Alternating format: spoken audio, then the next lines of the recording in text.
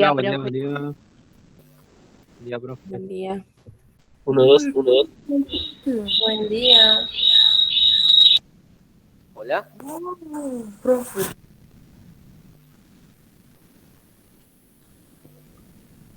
Hola, hola, hola. Buen día. No me escuche. ¿Se escucha bien? Él a nosotros no.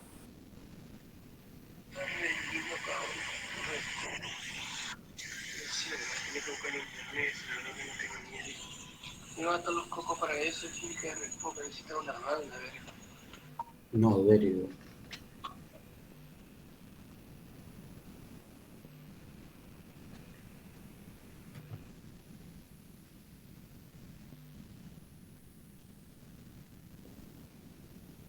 Buen día, profe.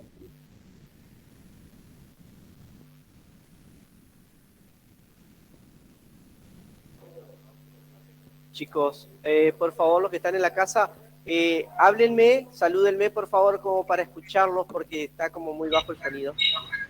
Buen día, profe. Hola, profe. Buen Hola, día. profe. Buen Buen día, profe. ¿Se escucha, profe, o no? Buen día, profe. Buenas. Buenas. Hola, hola, hola, hola, hola, hola. Hola. Probando, 1, 2, 3. Hola. Hola. ¿Me escuchas?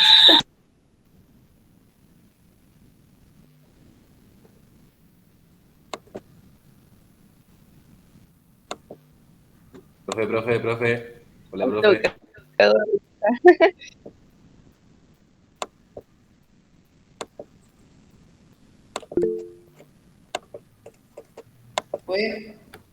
Hola, chicos, ¿me hablan de nuevo? Hola. Profe, hola, hola, hola, hola. Hola. Hola. Hola. ¿Dónde los pibes?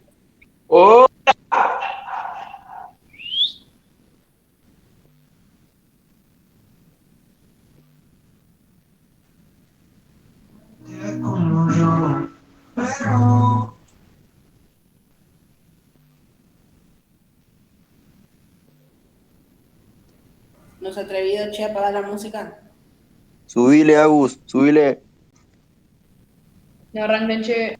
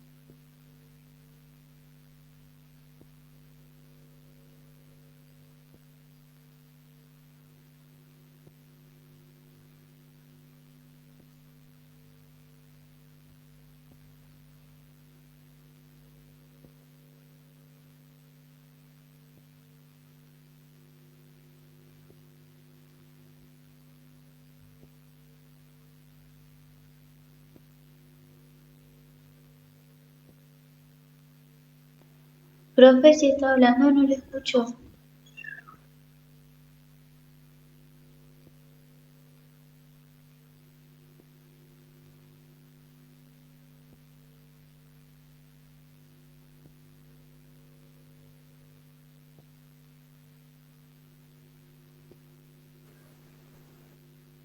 Lo vemos de nuevo, chicos que están en la casa, háblenme, por favor.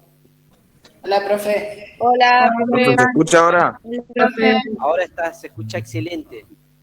Ahora no griten, por favor. Estamos hablando un buen rato, profe, y no lo escuchaba. No, está perfecto. Sí, es para escucharlo si hay alguna pregunta. Gracias, Manu. Buenos días a todos, todas, ¿cómo están? ¿Bien? Y siempre todos los jueves voy a hacer la misma pregunta. ¿Era como se imaginaban? ¿Soy como se imaginaban? ¿Rubio alto de ojos celestes? Bueno. Bueno, primero que nada, bueno, un gusto verlos, ¿sí? Conocerlos. Estamos por primera vez presentes. Lo ideal hubiera sido vernos toda la semana, pero bueno, ante las circunstancias nos toca ir turnándonos.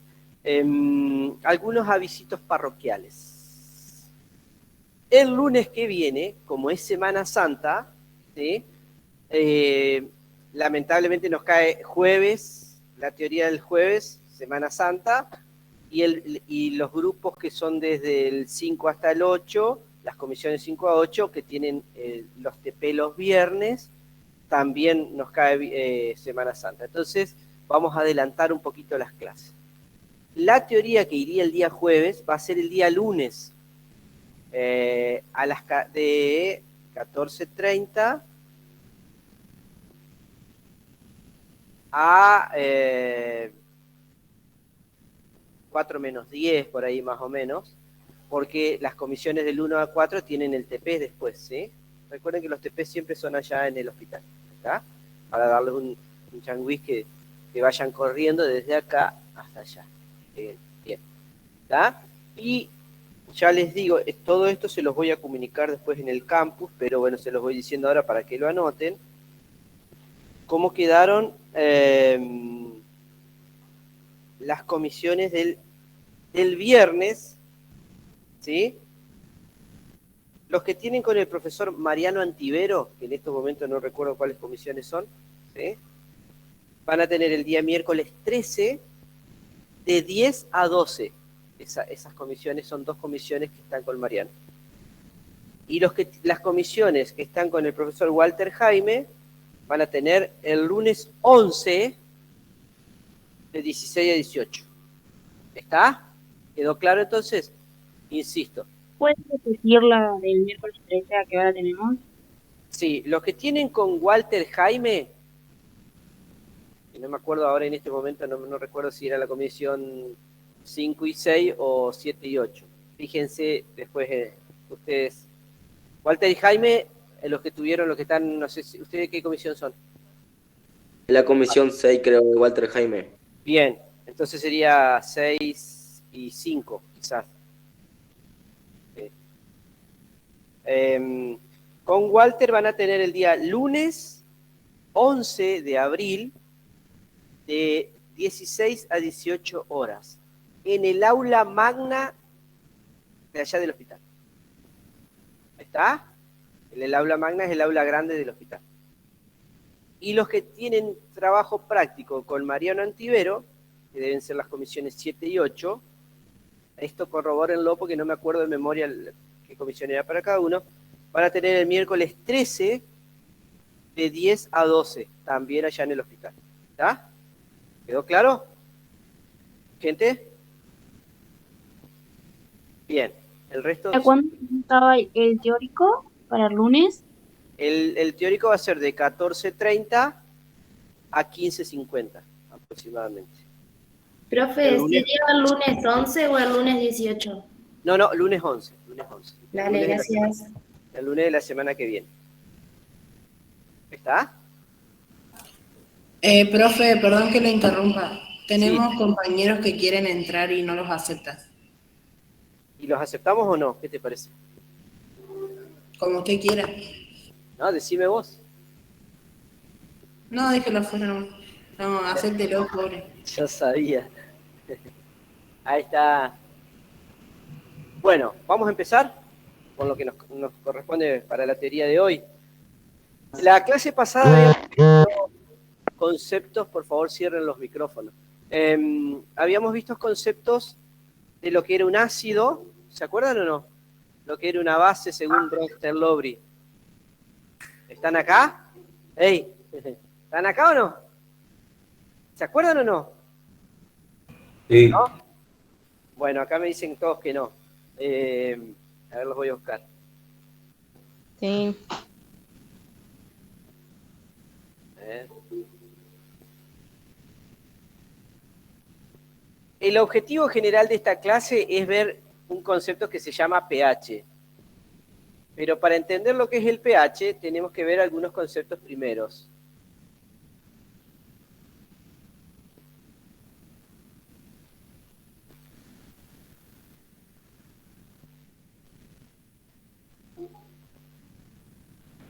Mira que nos retaron por no saber esta teoría.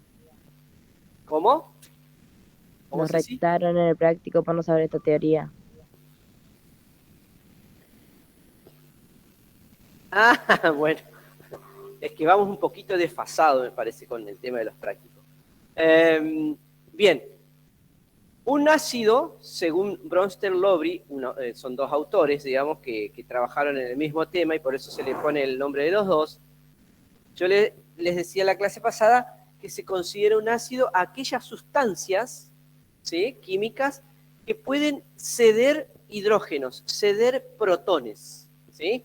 O sea, ceder este átomo acá, un hidrógeno con una carga positiva, que se lo llama protones, ¿sí?, o ion hidrógeno. Según Bronsted-Lowry, una base, que sería lo contrario a un ácido, son aquellas sustancias que aceptan un protón dentro de, o sea, una sustancia química que tiene contacto con un hidrógeno y lo toma para ella, ¿sí?, a eso se lo considera una base. ¿Estamos? Vuelvo a repetir. Según Bronsted-Lowry, un ácido es aquella sustancia que cede o dona protones o iones hidrógeno, y una base va a ser aquella sustancia que toma protones o toma hidrógenos. Eso les tiene que quedar clarito en su cabeza. Las bases más comunes, me voy un poquito para arriba. ¿Cómo las reconozco a grandes rasgos? Las bases tienen un grupo, a ver, me voy a sentar acá para poder señalarles acá en el apunte con el mouse. Me tengo que venir para acá. Sí.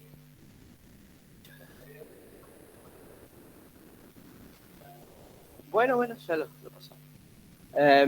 Bien, ¿cómo me doy cuenta cuando algo hacía a grandes rasgos si es un ácido o una base? Las bases generalmente tienen este grupo acá, el OH.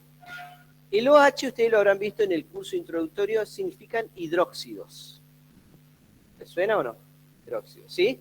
Acá, por ejemplo, este es el hidróxido de sodio, el hidróxido de potasio, el hidróxido de calcio. Como verán, en las bases se tienen como particularidad que aparece el OH, ¿sí?, el hidróxido. En los ácidos... Profe, ¿el OH no es el oxidrilo? También, exactamente, el OH llamado oxidrilo, grupo hidroxilo, grupo hidróxido, 3 formas de nombrar lo mismo. ¿Cómo es tu nombre? ¿Y tu apellido, Micaela? ¿Cómo? Isla, Micaela Isla. Micaela me está dando un mate a los que me están viendo acá, así que tiene 10 preguntas menos en el examen. Y salen todos corriendo a buscar mate. No.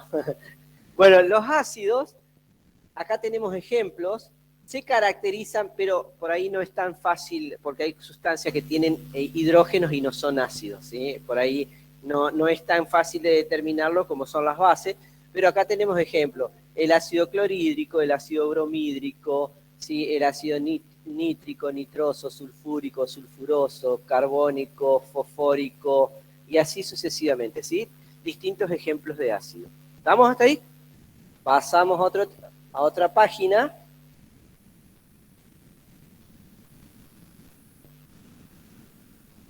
¿Qué pasa? A ver. Sí, bueno, vamos a ver. ¿Qué pasa con la molécula de agua? Todos nosotros, los compuestos o las soluciones que nosotros estudiamos, la mayoría son soluciones acuosas. O sea que son sustancias que están disueltas en agua. ¿Por qué la mayoría son soluciones acuosas? Porque en todos los organismos, ¿sí?, el solvente universal es el agua. ¿Vamos hasta ahí? Entonces, nosotros estamos formados por agua. Dentro del agua que nosotros tenemos en nuestro cuerpo hay sustancias disueltas, ¿sí?, que algunas se comportan como ácidos porque ceden protones, otras se comportan como base porque toman protones, ¿me siguen? Pero nuestra base es el agua. ¿Qué le sucede a la molécula de agua? ¿Sí? En realidad, la reacción química que nosotros hacemos, los químicos decimos, a ver, me voy a sentar porque si no a los chicos de la casa no les puedo señalar. Una molécula de agua se escribe así. Fíjense, 2 hidrógenos unidos a un oxígeno. ¿Vamos hasta acá? ¿Qué es lo que pasa? Esa molécula de agua, cuando toma contacto con otra molécula, tiene la particularidad, dos moléculas de agua cuando se ponen en contacto, tienen la particularidad de una actúa como ácido y la otra actúa como base. O sea, tiene la propiedad de actuar como las dos cosas del agua. ¿Sí? Acá hay un ejemplo, por ejemplo, una molécula de agua que tome un protón que esté en el medio, ahí está escrito, va a formar esta nueva molécula que va a ser un solo átomo de oxígeno unido a 3 átomos de hidrógeno. A ese ion, que se lo escribe así, ¿sí?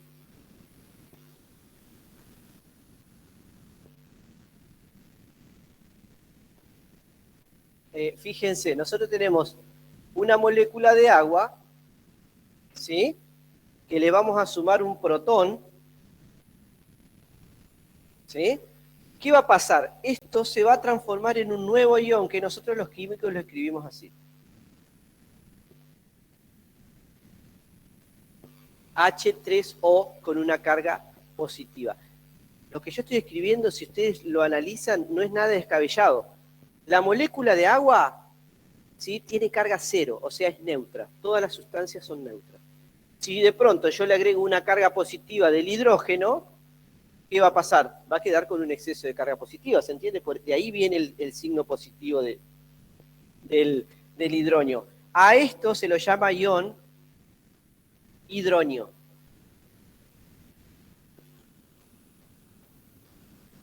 ¿Está? ¿Gente en la casa? ¿Estamos? Sí, profe. Sí, profe. Excelente. Vuelvo acá al apunte. Fíjense que acá sería, lo que acabo de escribir sería esta misma reacción acá, ¿sí? ¿Estamos? Entonces, fíjense en esta reacción que está escrita acá. Acá tengo una solución siempre acuosa, el ácido clorhídrico o cloruro de hidrógeno, ¿sí? Que justamente es un ácido, o sea que si es un ácido puede ceder protones. ¿Me siguen? Gente acá, ¿sí? Y una molécula de agua, porque es una solución acuosa. La molécula de agua va a tomar ese protón, esta agua se va a transformar en el ion hidronio que está acá, y como acá el cloro perdió su hidrógeno, queda como cloro con una carga negativa que se llama ion cloruro.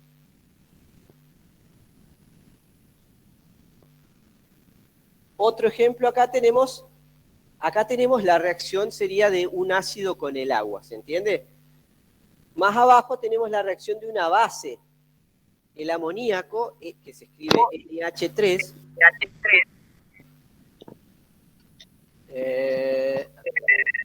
Por favor, Leonela, cerrá el micrófono. Gracias. Bien, les decía, el amoníaco, que se escribe NH3, es una base, o sea, puede tomar hidrógenos, y acá el agua, cuando se pone en contacto con el amoníaco, actúa como un ácido, o sea, le va a entregar uno de sus hidrógenos al amoníaco y se va a formar un ion que se llama amonio, ¿sí? Y como el agua perdió un hidrógeno, va a quedar como un ion hidróxido o oxidrilo libre. ¿Vamos hasta acá? ¿Me van entendiendo lo que les estoy explicando o no? ¿Gente? ¿Sí? Profe, Bien. Sí. Sí. hay una compañera que está hace 10 minutos intentando entrar. Arellano Lucila es el apellido. A ver, ya veo. A ver. No me aparece nada acá, ¿eh? Ahora le mando un mensaje que intente de vuelta, si no. Sí, porque no lo habilito porque no me aparece acá que esté queriendo entrar. Ok. Bueno. Una vez que tenemos ese concepto de ácido y base, aparece que la semana pasada quedé acá, lo que se llama pares conjugados ácido-base. ¿Qué serían los pares conjugados ácido-base? Es lo que recién acabamos de ver como ejemplo. Si tenemos acá un ácido, esto que está escrito acá, perdonen que me siente, no me gusta sentarme como docente, pero es para poder señalar con el mouse. Esto que está acá es un ácido. O sea, sería un hidrógeno con una parte negativa que nosotros la llamamos A. Es un ácido genérico, se llama. Lo vamos a llamar ácido 1. Como es un ácido, ¿cuál es la característica de un ácido? Claro, o sea, cede protones, pierde protones. Siempre puede estar enfrentado a lo que se llama una base, ¿sí? ¿Y la base cuál es la característica? Que recibe o toma protones. Bueno, a esa base la vamos a llamar base 2. Ya van a entender por qué. ¿Qué es lo que pasa? Cuando el ácido 1 le cede el protón a la base 2, ¿sí? El ácido se transforma en un ion negativo que sería la base ahora del ácido 1. ¿Por qué sería la base? Porque cuando está así como negativo, ahora está en condiciones de tomar protón. ¿Se entiende? Porque tiene una carga negativa, puede tomarlo. ¿Se entiende o no?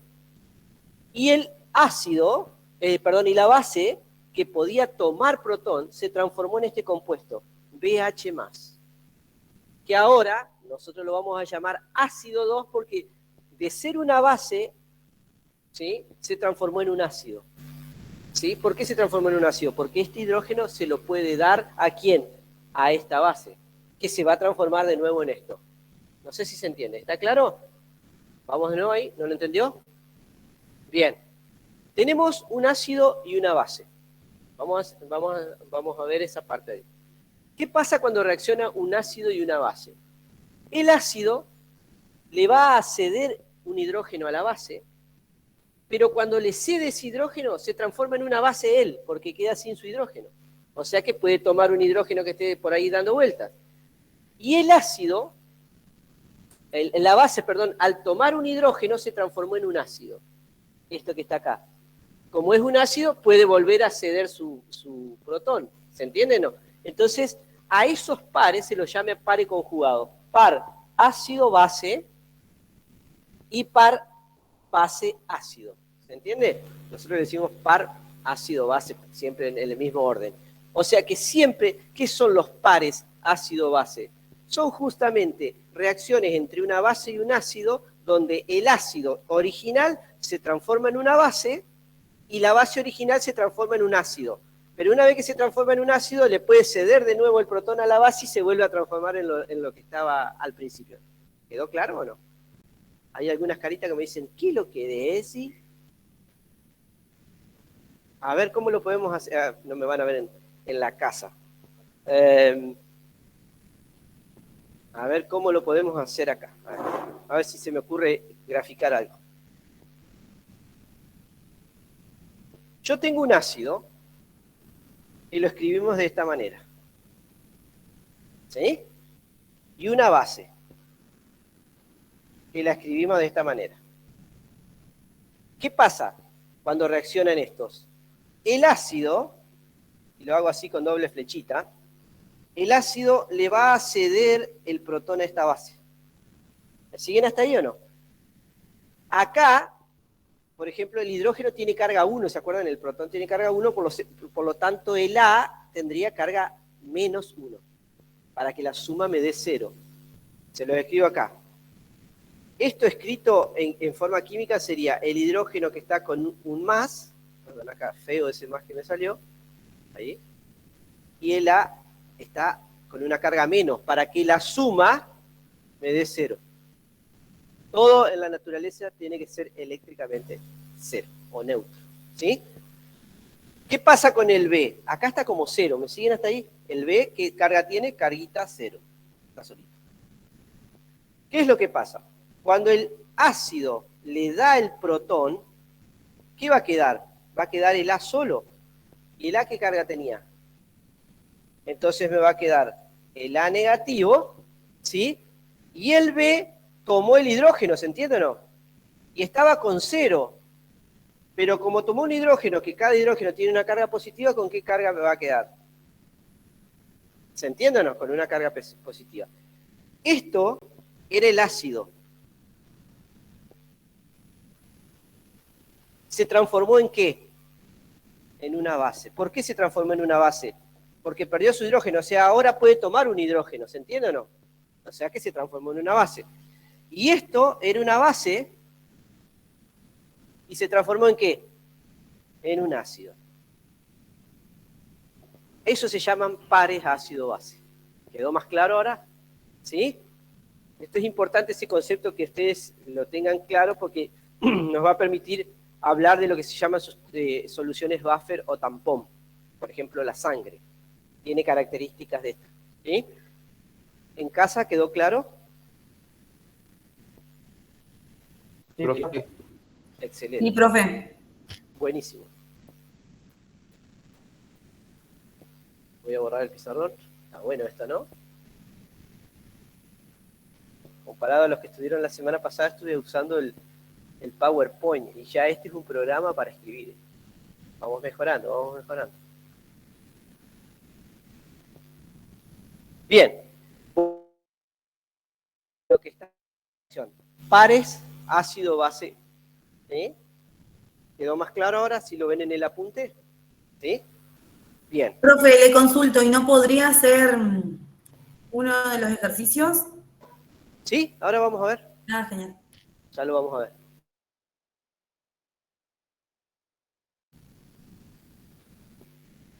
Vamos acá, miren. Este es un ejemplo del apunte. Usted quizás en el apunte... No, está en colores también porque está en el campus. Pero miren acá, tenemos el ácido fluorhídrico, o fluoruro de hidrógeno. Acá, como tiene una G, se llama fluoruro de hidrógeno. Que es un ácido. ¿Qué puede hacer el ácido? Ceder protones. Cuando cede un protón, queda la parte negativa, que es el ion fluoruro, se llama. ¿Sí? Y si lo enfrentamos con el agua, ¿qué va a pasar con el agua? Acepta un protón, o sea, el agua ahí actúa como una base, acepta un protón y se transforma en hidrógeno. Eso sería lo mismo que está escrito acá, miren. El ácido fluorhídrico, ¿sí? Sería el ácido, se va a transformar en su base, conjugada se llama, fluoruro, y el agua, que es la base, actúa como una base, se va a transformar en un ácido conjugado. ¿Quedó claro, gente? ¿Sí? Fíjense que acá tienen una doble flecha, que significa que va en cualquier sentido. O sea, el ácido fluorhídrico se transforma en un fluoruro y después toma un hidrógeno y se vuelve a transformar en ácido fluorhídrico. El agua toma un hidrógeno y se transforma en un ácido y después cede ese hidrógeno y se vuelve a transformar en una base. O sea, es un conjunto que va y viene para un lado o para el otro. ¿Está? Ese es un ejemplo de parácido-base. Acá tenemos otro ejemplo con el amoníaco. Acá, ¿qué pasa? El amoníaco era una base, ¿se acuerdan o no? Porque podía tomar hidrógeno, lo vimos al principio, ahora cuando empezamos la clase. O sea, le va a pedir prestado un hidrógeno al agua y se va a transformar en amonio. Acá tenemos la base y acá tenemos el ácido conjugado. Y el agua, acá está como ácido, cuando cede el protón, se transforma en su base conjugada. ¿Vamos hasta ahí? ¿Gente? Vamos a otro ejemplo, a ver si hay otro. No. Y acá tenemos un montón de ejercicios, ¿sí? Que ustedes tienen que acordarse de eso. Tengo el ácido, lo tengo que hacer reaccionar con una base. Esa base le va a tomar un hidrógeno al ácido, ¿sí? El ácido va a quedar como base y la base va a quedar como ácido. Eso se llama pares ácido-base conjugado. ¿Está?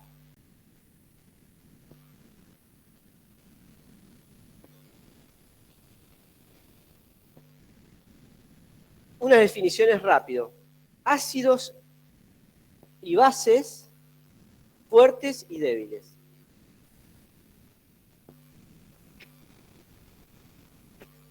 Después ustedes lo leen en el apunte, pero yo ahora voy a tratar de escribirles en el pizarrón qué sería el concepto ácido y base fuerte. Un ácido fuerte, por ejemplo, el ácido clorhídrico. Y usted me dice, profe, ¿cómo se sabe si es un ácido fuerte o un ácido débil? No hay otra forma que aprenderlo en el laboratorio. Yo mirando la fórmula en un libro no puedo saber si es fuerte o débil. Hoy en día yo como químico lo sé, pero por la práctica, ¿se entiende? No porque por la fórmula me pueda dar cuenta si es fuerte o débil. Es experimental, eso se hace. ¿Qué es lo que pasa? Un ácido fuerte, como el ácido clorhídrico,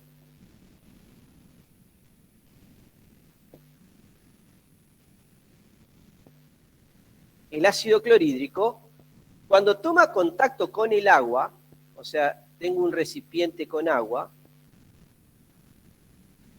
por ser un ácido fuerte, se va a disociar totalmente. O sea, una vez que el ácido clorhídrico tome contacto con el agua, no va a estar más como ácido clorhídrico, así, sino que va a estar por un lado los protones y por el otro lado los cloruros, separados. Y todo el ácido clorhídrico se va a transformar en iones. Está totalmente ionizado, se dice. ¿Me siguen?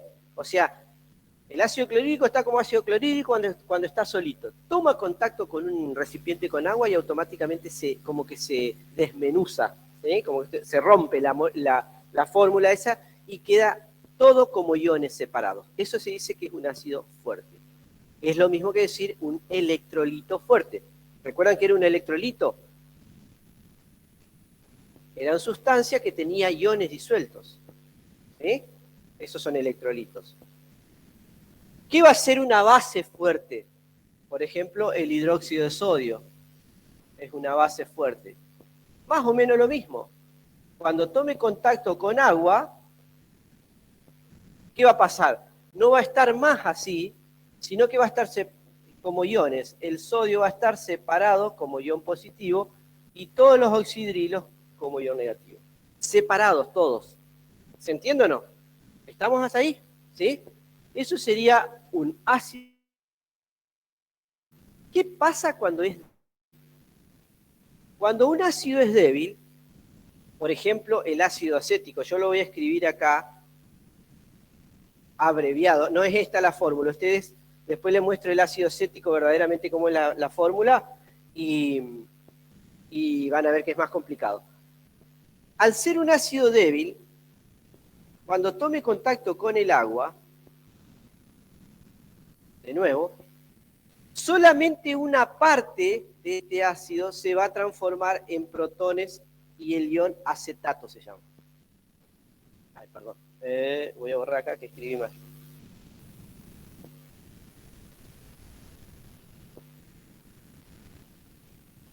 Y el ion acetato.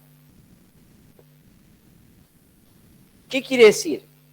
Que como solo una partecita muy chiquitita se disoció en iones, por ser un ácido débil, cuando tome contacto con el agua, voy a tener la mayor parte que va a estar como ácido acético, tal cual, y una muy pequeña partecita va a estar como hidrógeno, protón, y como acetato separado.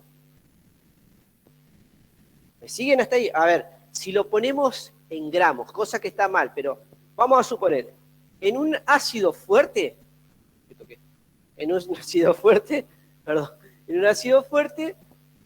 si yo tengo 10 gramos de ácido clorhídrico, ¿me siguen? Cuando toque el agua voy a tener 10 gramos de protones y 10 gramos de cloruro, para que me entiendan. ¿Por qué va a pasar eso? Porque es un ácido fuerte. Y lo mismo para una base. Cuando es débil, si tengo 10 gramos de ácido acético, estos valores tómenlo totalmente con pinza, porque solamente para que me entiendan el concepto de que se disocia poco. Voy a tener, por decir algún número, a ver, 0,1 de hidrógeno, 0,1 de...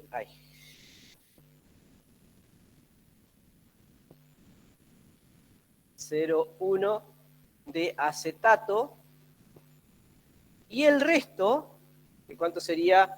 Sería 99,8, ¿no? 10 menos 0,2. 10 menos 0,2. Calculadora. ¿Cuánto sería?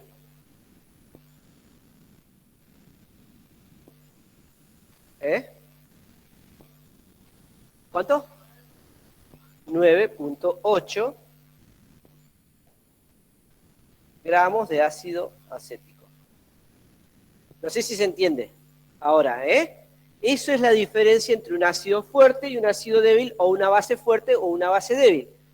Que en la base débil se disocia muy poquitito en iones, en una solución acuosa. ¿Está? ¿Vamos hasta aquí? ¿Sí? Bien.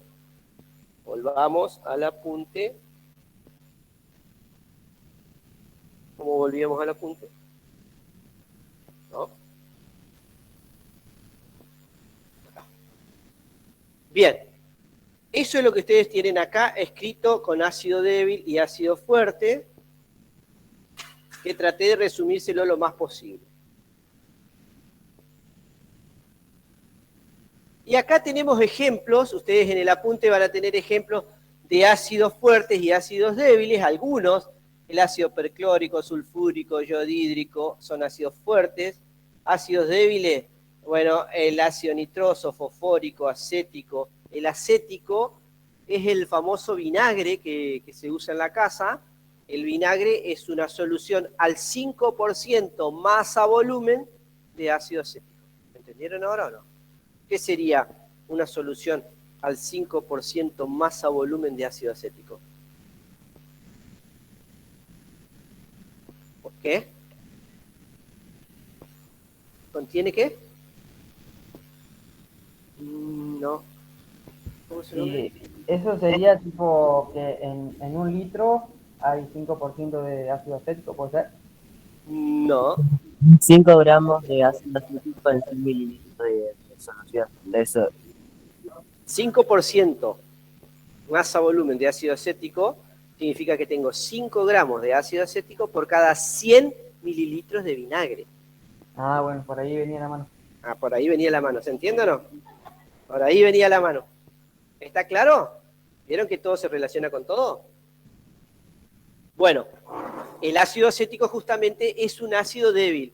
Por lo tanto, cuando yo le esté echando vinagres a la lechuga, ¿qué le estoy echando? Ácido acético en gran cantidad, muy poquita cantidad de hidrógenos y muy poquita cantidad de acetatos. ¿Está bien o no? ¿Quedó claro eso? Cuando yo le eche vinagre, acá miren, esto sería la solución de ácido acético al 5% masa volumen, o sea, el vinagre comercial. Cuando yo le eche a la verdura, casi toda el vinagre que le eche va a estar en forma de ácido acético. Muy poquita cantidad en forma de protones y muy poquita cantidad en forma de acetato. ¿Se entiende? Si hubiera sido un ácido fuerte, estaría todo como hidrógeno y acetato y nada como este. ¿Se entiende o no? ¿Está claro? Bien, borremos. Profesor, ¿Sí? una consulta, no sé si tiene que ver si es pertinente, pero cuando se le echa pesticidas a las verduras, ¿está chequeado, digamos, esto, la cantidad de, bueno, los químicos, con qué efecto tienen con las verduras? Generalmente cuando vos le agregás un pesticida a cualquier planta, no se piensa en la planta, se está pensando en lo que vos tenés que matar, digamos. Generalmente un pesticida, ¿sí? El nombre viene de peste, o sea, está apuntado a matar aquellos organismos que hacen un daño en la planta. Por ejemplo, qué sé yo, una oruga, ¿sí? O algún hongo que te pueda afectar esa planta. Lo que hace el pesticida es matar eso. Igual, se dice que hay un tiempo de carencia que hay que respetar antes de Correcto. ¿Qué es el tiempo de carencia? el tiempo que hay que esperar para que Exactamente. el producto se Siempre que desaparezca. uno le agrega ese tipo de productos a cualquier cosa, o un antibiótico, por ejemplo, en un paciente, o un paciente de un hospital, ¿sí? Tiene que pasar un determinado tiempo, que se llama tiempo de carencia, para que uno asegurarse que no quedan residuos de esa sustancia que se agregó. Porque residuos de esa sustancia puede traer una consecuencia más grave después. ¿Se entiende? Exactamente. Y generalmente, claro, siempre hay una dosis, como todo tiene una dosis. Un médico conocido decía, ¿cuál es la diferencia entre el remedio que nosotros decimos y el veneno? La dosis, la cantidad. Les duele la cabeza, toman una aspirina y te pasa el dolor de cabeza. Te tomás un frasco de aspirina y te hace un hueco en el estómago y te morís desangrado porque te causa una úlcera grave, ¿se entiende o no? Y la única diferencia es la cantidad que tomé. A ver, ustedes quizás no conocen, pero vamos a suponer, existe una bebida que se llama cerveza, ¿sí? Sí, eso estoy diciendo, que no la conocen. No sé dónde está el chiste, Tamara, ¿dónde está el chiste de lo que dije? Bueno, me tomo una cerveza, y generalmente si me tomo una cerveza me tomo dos, y así seguimos un rato, y después terminamos todos borrachos. Porque, ¿qué cambió? La cantidad de cerveza que tomé, ¿se entiende o no? Es así. Hoy es jueves, ¿no? Con razón están con esa cara todos. Ah, ¿hoy hay peña? ¿No sale? ¿Hay peña hoy? ¿No? Ah, por eso están medios amargados. Bueno. No sé si te contesté la pregunta. No sé quién me preguntó recién sobre el tema de los pesticidas. Sí, por ahí era ver algún tipo de ejemplo, si eran fuertes o no y si reaccionaban con... Generalmente, para que sepas, lo que pasa es que depende lo que quiera atacar, digamos. Pero generalmente son sustancias, la mayoría solubles en agua, ¿sí? Pero que generalmente también suelen ser ácidos o bases débiles, porque los ácidos o bases fuertes tienen mayores consecuencias sobre determinadas propiedades de una planta, por ejemplo. ¿Se entiende? Claro, sí, sí. Entonces, por lo general suelen ser ácidos o bases débiles. Gracias. De nada. Bueno, acá tienen ejemplos. Ustedes después, como no tienen peña hoy, mañana se pueden encargar, se levantan a las 6, ya a las 6:15 están viendo todo esto. Acá tienen la verdadera fórmula del ácido acético, que yo lo resumí recién como HAC, pero esta es la fórmula verdadera del ácido acético, para que lo vean ahí. Y acá en la parte derecha donde dice ion acetato, eso sería el AC- que yo lo resumía, en realidad es todo eso. Es carbono 2, hidrógeno 3, oxígeno 2 con una carga negativa. Para que vean la diferencia real que hay entre la fórmula real y cómo yo se los resumía recién para que sea más fácil de que ustedes lo entiendan. ¿Está? Profe, disculpe. Sí, lo disculpo.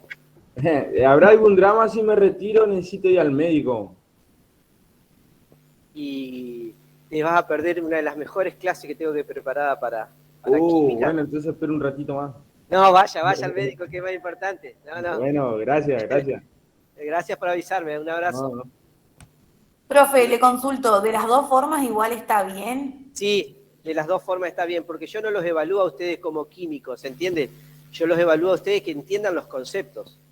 ¿De qué me sirve a mí tomarte la fórmula del ácido acético si salís a los 15 minutos y no te la acordás? Porque en realidad uno lo que nosotros pretendemos acá en bioquímica es que ustedes no salgan químicos, por dos cuestiones. Primero, porque me quitarían el trabajo, nada, mentira. Por dos cuestiones. Nosotros les enseñamos química para que entiendan después conceptos que ustedes van a ver en su carrera. ¿Se entiende o no? Pero no pretendemos que salgan químicos. Si quieren, si les gusta tanto la química, después terminan licenciatura en kinesiología y, como les dije la vez pasada, se van a Santa Fe y estudian en la Facultad de Ingeniería Química. Y ahí siguen. Entonces se sacan todas las ganas. ¿Sí? ¿Está bien o no? ¿No les gustó la idea, no? Bueno, me vengo para este lado. Acá tenemos, esto está bueno, miren. Me voy a este dibujo, que lo tienen ustedes en su apunte, pero que por ahí resume un poquito todas estas palabras que yo les dije, que los aburrí un poco.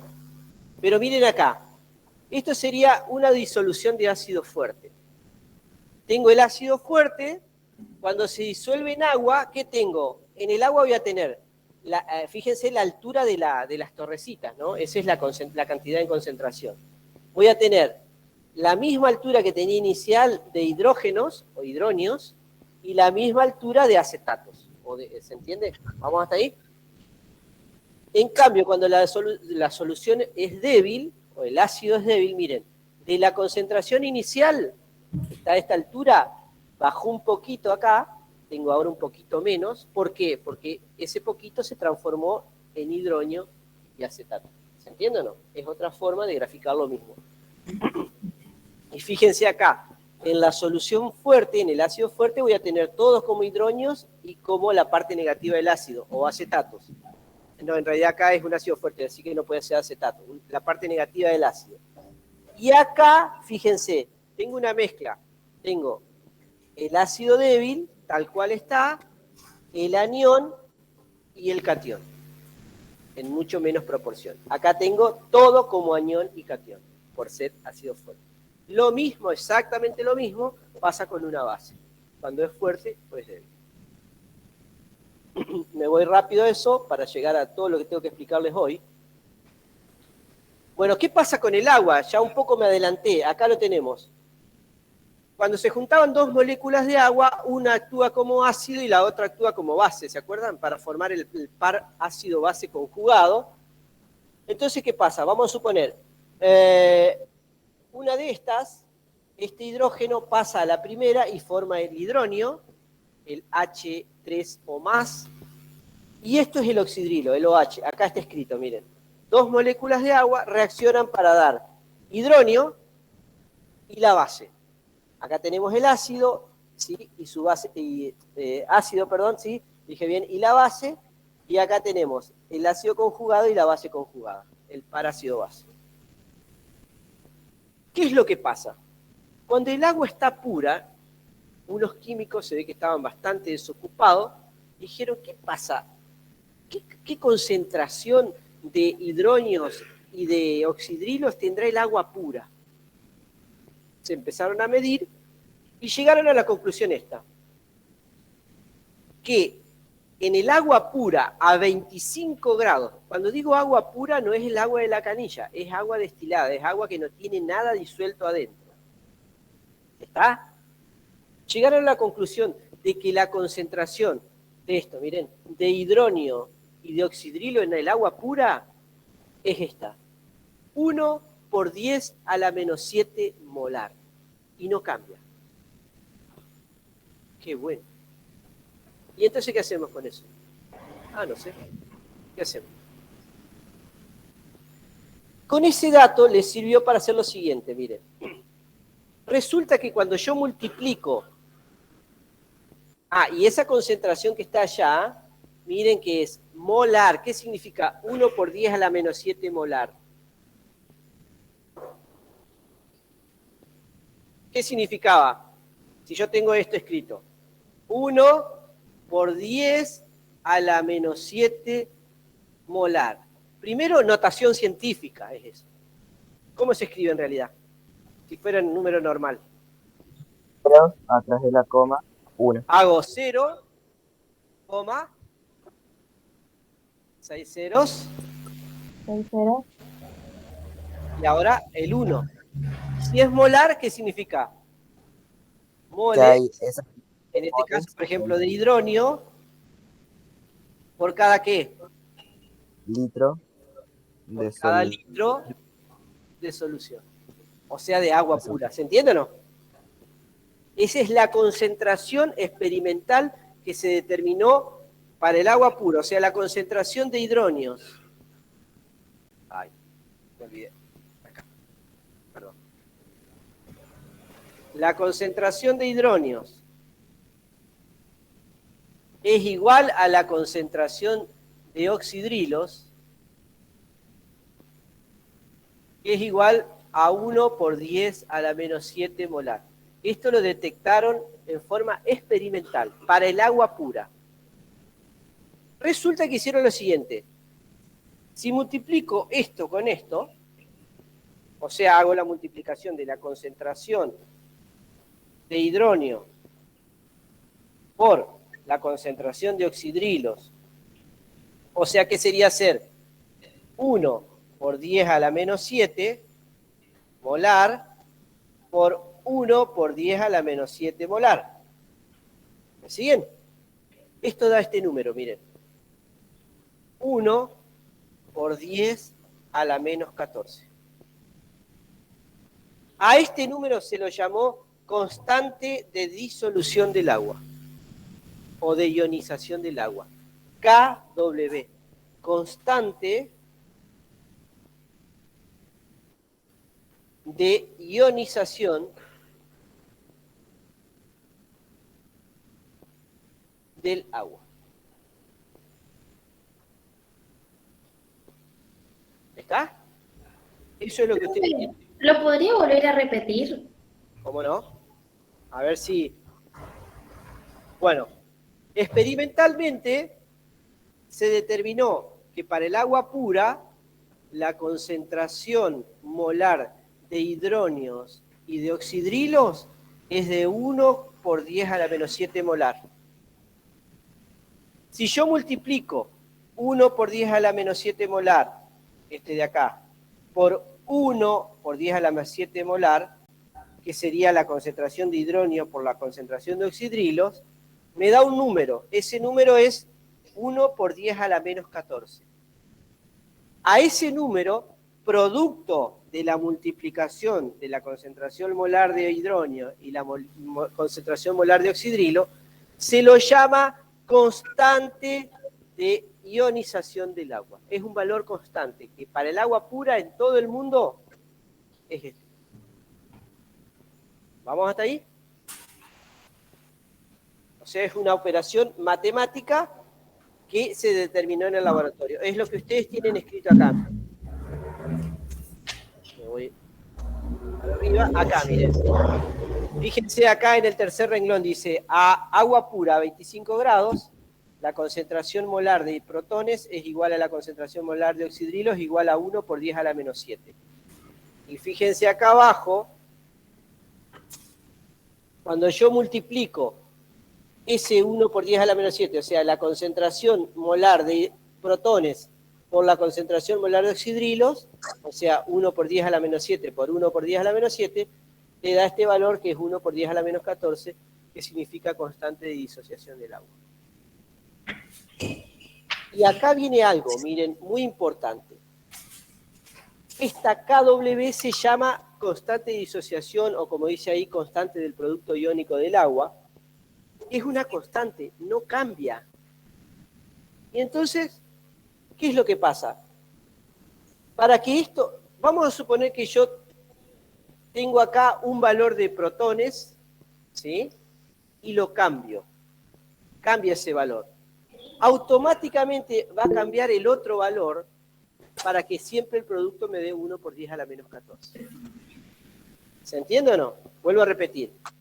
Como este valor es una constante, si yo cambio uno de estos valores, automáticamente el otro valor va a cambiar para que el producto me dé siempre 1 por 10 a la menos 14. Por eso se llama constante de disociación del agua. ¿Está? Bueno, ¿qué pasa? Por lo tanto, si al agua pura yo le agrego ácido, ¿qué va a pasar? Va a aumentar la concentración de protones. Va a aumentar el carácter ácido de esa agua. ¿Vamos hasta acá? Si yo al agua pura le agrego una base, va a aumentar la cantidad de oxidrilos. Entonces, ¿qué va a pasar? Va a tener carácter alcalino o básico esa solución. Y es lo que está acá. Miren. Cuando la concentración de hidronios es igual a la concentración de oxidrilos, la solución se llama neutra. Vuelvo a repetir. ¿Cuándo una solución es neutra? Cuando son iguales, ¿quiénes? La concentración de protones u hidronios es igual a la concentración de oxidrilos. ¿Se entiende o no? ¿Y cuándo una solución va a ser ácida? Cuando la concentración de hidronios sea mayor a la concentración de oxidrilos. ¿Y cuándo va a ser básica o alcalina? Cuando la concentración de oxidrilos supere a la de hidrógeno. ¿Se entiende o no? ¿Quedó claro, chicos, acá?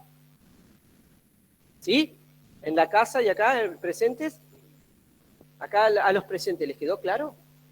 Sí. ¿Lo podría repetir, profe? ¿Cómo no? Nosotros siempre tenemos que tener un equilibrio entre los hidronios y los oxidrilos, o sea, entre los H3 o más y los OH menos. es concentración molar. Fíjense, según el agua, para el agua pura, experimentalmente se dio que la concentración de cada uno es de 10 a la menos 7 molar. 1 por 10 a la menos 7 molar. Si yo, como el producto de eso me dio una constante que es 1 por 10 a la menos 14, si yo le agrego a una agua pura, le agrego un ácido, estaría aumentando la cantidad de hidrógenos. ¿Se entiende o no? Automáticamente va a bajar la cantidad de oxidrilos para que siempre el producto me dé 1 por 10 a la menos 14. Y como predominan los hidrógenos, esa solución se la llama ácida. Si a la misma agua, en lugar de agregarle un ácido, yo le agrego una base, o sea, oxidrilos, la concentración de oxidrilos va a subir. ¿Qué va a pasar con la de hidrógeno? Va a bajar para que el producto me dé 1 por 10 a la menos 14. Como predominan los oxidrilos, a esa solución se la llama básica o alcalina. O sea, en una solución ácida, ¿qué prepondera? Los protones. En una solución básica, ¿qué preponderan? Los oxidrilos. Y en una solución neutra, están igualados. Tengo la misma cantidad de hidrógenos que de oxidrilos. ¿Quedó claro? La vida, para ustedes, así, a grandes rasgos, se dará cercano a la neutralidad, basicidad o acidificación. ¿Cómo, profe? No entendí. En base a esto, vuelvo a repetir, ¿en base a qué? Una solución es neutra cuando tengo la concentración de protones igual a la de oxidrilo. Es ácida cuando la concentración de protones es mayor que la de oxidrilos. Y es alcalina o básica cuando la concentración de oxidrilo es mayor a la de protones. La vida en general, ¿cercano a qué estará? ¿En cuál de esos tres lugares estará? ¿En la acidez? ¿En la neutralidad? ¿O en la basicidad? La vida. Ajá. La vida, o sea, la vida de nosotros, la vida de una planta, la vida de un pescado, de un pájaro. Neutra. Cercano a la neutralidad. Casi toda la vida se da cercano a la neutralidad. ¿Está? Eso que les quede claro. Cuando algo es muy ácido, mata todo. Y cuando algo es muy básico, mata todo. A eso me refería. Quizás no sé si la pregunta estuvo bien planteada, pero eso es lo que yo quería indicarles. Acá me voy de esto. Y nos vamos a lo que nos trajo acá. Se los voy a resumir directamente en el pizarrón, porque si no, no nos va a alcanzar el tiempo. ¿Qué hora es? Ah, bien. Las 11 van a ser. 11, excelente. Pero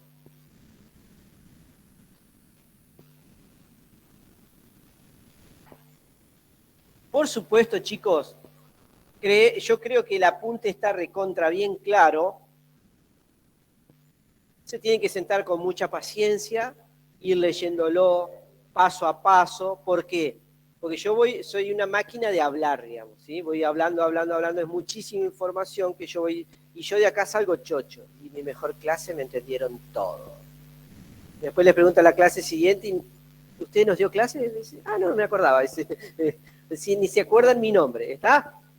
Tienen que organizarse, ir y leerlo de nuevo. Insisto, para nosotros los que estamos en la cátedra, el apunte está recontra mil claro. ¿Sí? Pero lleva tiempo de masticación. Es mucha información que yo digo en 2 horas, y después esas 2 horas se transforman en 10 o 15 o 20 horas de estudio, para entender bien eso. Posta. ¿Sí? Bien. Decíamos recién que cuando algo es ácido, ¿qué pasaba? Y yo le quiero sacar el capuchón porque pienso que es un fibrón común. Y dale. Una solución ácida, ¿qué predominaba en una solución ácida? Los hidrógenos. Los hidrógenos, así. O también, depende del libro, lo van a encontrar así. Es exactamente lo mismo, para nosotros es lo mismo. Escribir el hidrógeno con un signo más o el hidronio. Es lo mismo. ¿Está? Y cuando algo es básico, predominan los oxidrilos. La pregunta que surge es, ustedes saben, si yo les digo, imagínense algo ácido que hayan comido, ¿en qué piensan? Limón. Es increíble, pero todo el mundo piensa en el limón. ¿Sí? Si nosotros, imagínense que están cortando una rodaja de limón y se la meten a la boca. ¿No sienten que hasta la lengua larga un poco más de saliva porque siente la sensación de la acidez? Nuestra lengua tiene la capacidad de detectar el sabor. Claro. Tiene el sabor amargo, dulce, lo que sería agrio, por decirlo vulgarmente. ¿Sí o no? Nuestra lengua tiene distintas capacidades. Entonces, un señor, Sorensen, dice, ajá, pero ¿cómo podemos transformar eso de decir, che, esto está más agrio, menos agrio, en un número? Siempre digo lo mismo. Ustedes como profesionales siempre tienen que tratar de que todo se transforme en un número. Cuando hagan su trabajo final, para recibirse, ¿sí? Que yo ya voy a estar más viejito, más cana voy a tener todavía, ¿sí? Dentro de 5 años, si Dios quiere, ¿qué va? Ustedes como profesionales, todo, si ustedes lo pueden transformar en un número, es ideal. ¿Se entiende? Ahora, lo que pasa es que ese número tiene que representar lo que yo quiero, ¿se entienden? A ver, vamos a suponerte, van a tener un paciente que llega con un dolor en el brazo, ¿sí? En un músculo. Si ustedes, el paciente dice, ¿te duele mucho? Sí, me duele un montón. ¿Y del 1 al 10 cuánto? Y me duele, capaz que él te dice 9. Bueno, es mucho dolor, ¿se entiende? No. Ese dolor se transformó en un número y vos te lo podés indicar, porque si él te dice, che, me duele mucho, ¿y qué es mucho para mí? Capaz que lo que es mucho para él, para mí no es tanto, porque todos tenemos distintos índices de sensibilidad ante el dolor, ¿se entiende o no? Entonces cuando uno a cualquier cosa la puede transformar en una escala, en un número, es un golazo. Porque empezamos a hablar todo de lo mismo. ¿Se entiende? Entonces, el dolor 2 de Tamara va a ser similar al dolor 2 de él, ¿se entiende? Porque ya unificamos criterios. ¿Estamos hasta ahí? Bien. Entonces, este señor, primero y principal, en las soluciones acuosas, porque son todos para soluciones acuosas, las concentraciones molares de protones y de oxidrilos en las concentraciones, en las soluciones acuosas, siempre son menor a 1. Son muy chiquitas. Primer concepto. Entonces, él teniendo en cuenta eso, dice, vamos a usar una función matemática para que transforme las concentraciones de protones y oxidrilos, que es lo que yo puedo medir, porque la concentración de protones y la concentración de oxidrilos la puedo medir en el laboratorio, y eso transformarlo en una escala. Entonces este señor dice, voy a usar el logaritmo, una función matemática querida por todos. ¿Sí? Voy a usar el logaritmo y la acidez siempre está indicada por el protón. O sea, cuando más protones hay en la solución, más ácida es lo que vimos recién, ¿se entiende o no? Entonces, si le aplicamos el logaritmo a la concentración molar de protones, ya vamos a tener un valor. ¿Siguen hasta ahí? Pero ¿qué es lo que pasaba? Como estos valores son todos menor a 1, son muy chiquitos, el logaritmo de un número menor a 1 es negativo. Ya eso se sabe de matemática. Vuelvo a repetir. El logaritmo decimal de un número menor a 1 está negativo. Entonces, no tiene significado físico. Ustedes pueden vivir a menos 4 cuadras de la facultad. Menos 4 no te da, digamos. Puedo deberte 4.000 pesos, pero no, ¿se entiende o no? Pero no vivir en distancia a menos 4. Entonces, como que no tiene significado físico, si es negativo. Entonces, el señor, ¿qué hizo? Le agregó un signo menos acá. Entonces, si yo tengo un número, logaritmo de un número menor a 1, me da negativo. Con este signo de acá, se transforma en positivo. Solamente por eso se le agregó el signo menos, para que el resultado sea positivo. Y a esto le puso un nombre. Siempre que yo haga el menos logaritmo de algo, va a ser la letra P. Y como estoy haciendo el menos logaritmo de hidrógeno, se llama pH.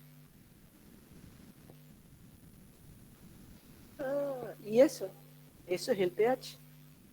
El pH de algo es la medida de la acidez, pero haciendo un cálculo matemático. ¿Qué cálculo? El menos logaritmo de la concentración de hidrógeno.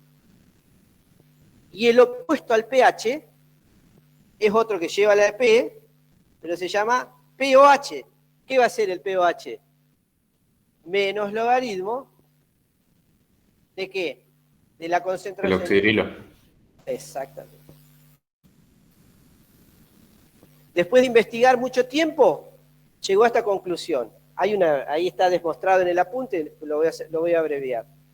Que la suma del pH más el pOH siempre es igual a 14. La suma de pH más pOH siempre es igual a 14.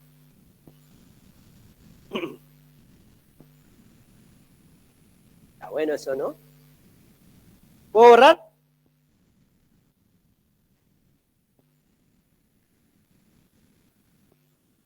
Todo esto lo tienen explicadito paso a paso en su apunte.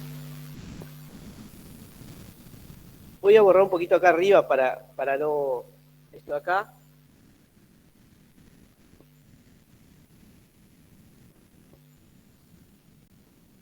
Entonces, el pH tiene una escala re fácil, que va de 1, va de 0, perdón, de 0 a 14.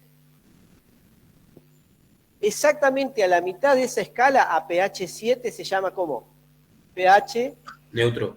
neutro. ¿Y qué significaba que sea neutro? No es Claro, ni ácido ni básico.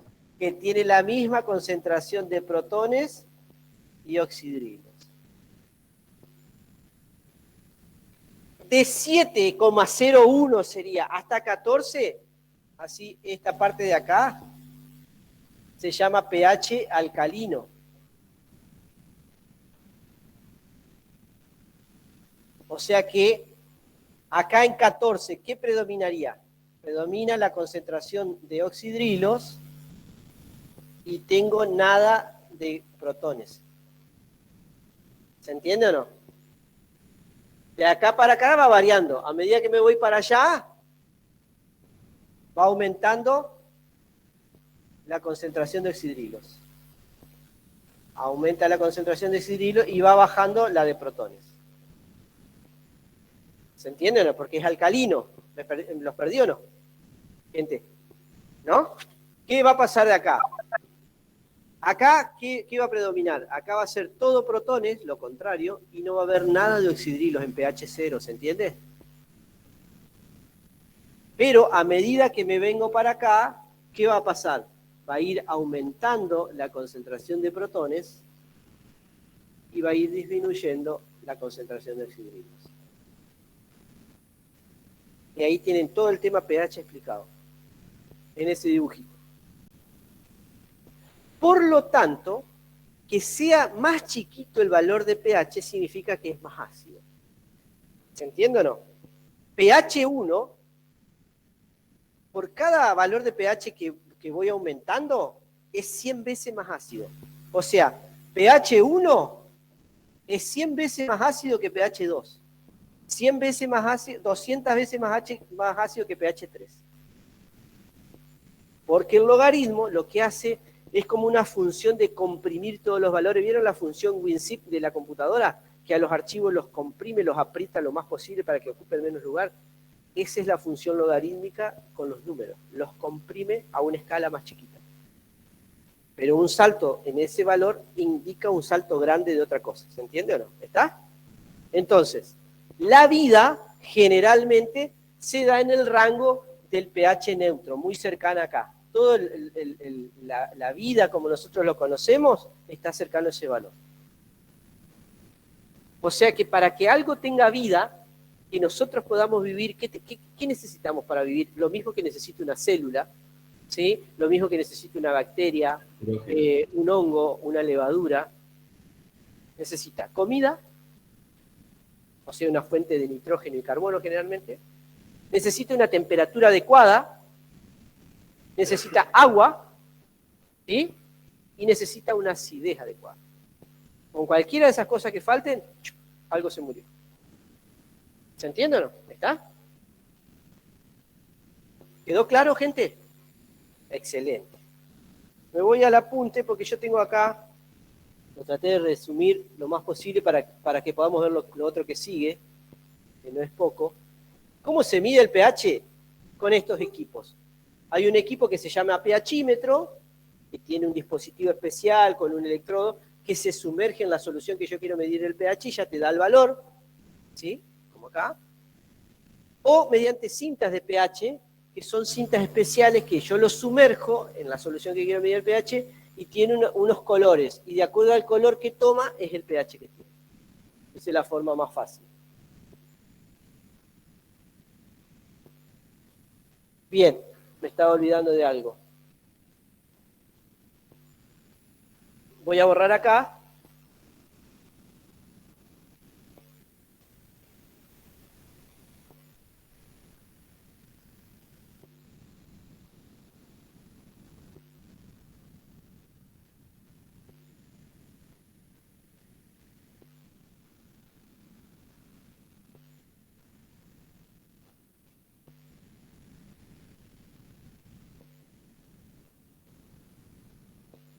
¿Se acuerdan que el pH aquí era igual?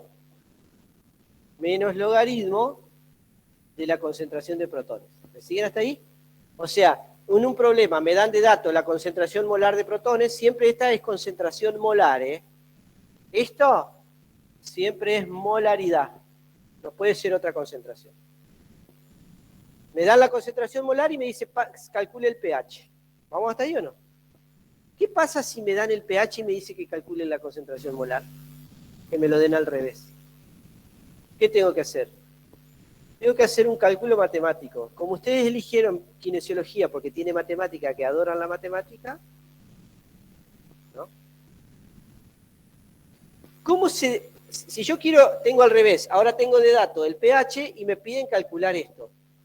Hay problemas de eso, por eso se los doy a esto. Yo, para poder calcularlo, debería despejar la concentración de protones. ¿Me siguen? ¿Cómo lo despejo? Bueno, este menos, ¿cómo pasa al otro término? Dividiendo, porque está multiplicando, ¿no? Entonces me quedaría pH menos 1, porque ese es el menos 1 es el negativo, igual a logaritmo de concentración de protones. Acá hay un 1. 1 dividido menos 1, ¿cuánto da? Menos 1, ¿se entiende o no? Menos 1 pH igual al logaritmo de la concentración de protones.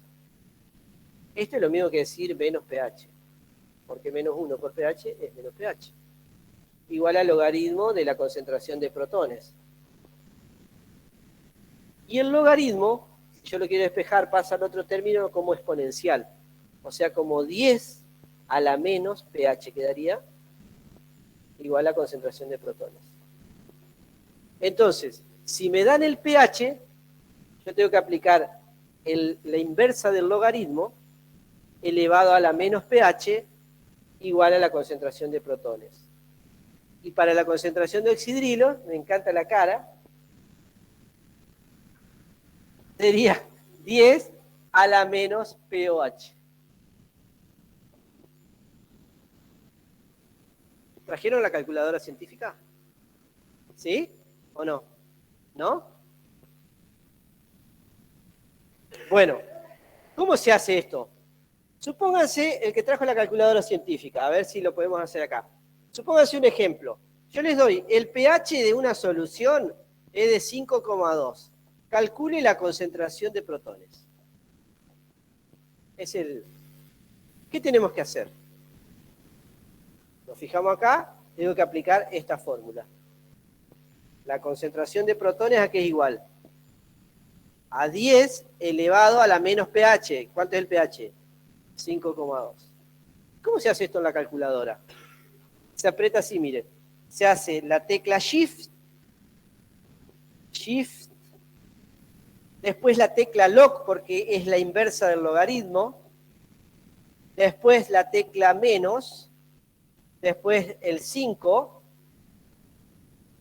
el punto, el 2 y la tecla igual. Y ahí me da el resultado. ¿Cuánto es? Shift es una teclita que está arriba a la izquierda, en amarillo generalmente. Shift log es la inversa del logaritmo. ¿Y? Profe, me dio 6,30. ¿Cuánto? Ya lo hago yo en mi calculadora. 6,30. Pero se están olvidando de algo. 6,30 ¿Cuánto? por 10 a la menos 6. Ahí está. ¿Cuánto? ¿Me lo repite de nuevo, por favor? Sí, 6,30 por 10 a la menos 6.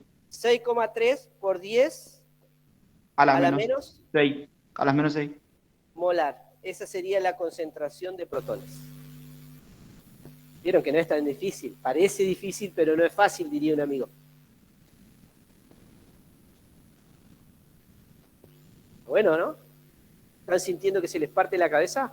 Está excelente, vamos bien. Y así se calcula todo. Pero en realidad, una vez que uno aprende a manejar, porque en realidad no saben manejar la calculadora, ¿tienen un videíto? O se los voy a habilitar, no sé si lo habilité o no, del uso de la calculadora. El gran problema es que no se acordaban cómo usar la calculadora científica. Profe, ¿usted nos permite llevar calculadora al parcial? Sí, calculadora sí, no pueden entrar con celulares. Tienen que Listo. Al parcial ustedes tienen que llevar la tabla periódica, por las dudas, si tienen que calcular alguna masa formular, y la calculadora. Es con Choi a través del aula. Le consulto, profe, lo que son la fórmula, digamos, ¿se pueden llevar una hoja de fórmula o no? No, no se puede llevar nada. ¿No? No, porque en realidad son tres fórmulas. Es el pH, el pOH y esto. No hay más que eso. Ustedes con lo único que pueden venir al parcial es con la computadora de ustedes o el celular. Y bueno, bueno, aparte de la tabla periódica y la calculadora, ¿se entiende? Sí. No quería redundar. ¿Está? Gente. Y profesor, ¿tienen garantizado enchufes, por ejemplo, para las computadoras y eso, para todos los estudiantes? No, eso tienen que tenerlo ustedes por ahí en cuenta y venir con todo eso por las dudas, porque acá hay enchufe, pero si imagínense en un aula con 35 o 40 chicos, no hay 40 enchufes. No, tiene que tenerlo en cuenta eso. ¿Saben?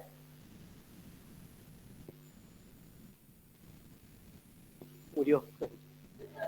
Se desenchufó.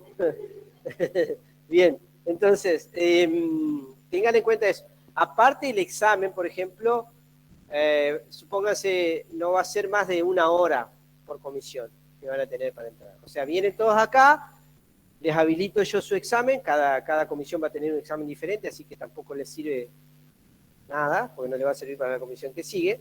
Así que nos hagan, che, me preguntó tal cosa, y tratan de decirle las 50 preguntas en no, porque va a ser un examen diferente. Y no sabemos todavía si van a ser 40 o 50 preguntas. Si son 40 preguntas, es a responder en 50 minutos. Si son 50, en 60 minutos. Siempre es 10 minutos más. Porque es rapidísimo, en realidad es... Ay, no me acuerdo ahora. Ya se me... No me lo acuerdo de memoria. Pero vamos a tener también problemas para resolver. Sí, pero ya van a estar resueltos y ustedes tienen que señalar, por ejemplo, el resultado correcto. Ah, ok. ¿Entiende? Así es. Sería. Ya les digo, pero... Ya les digo cuándo va a ser el parcial.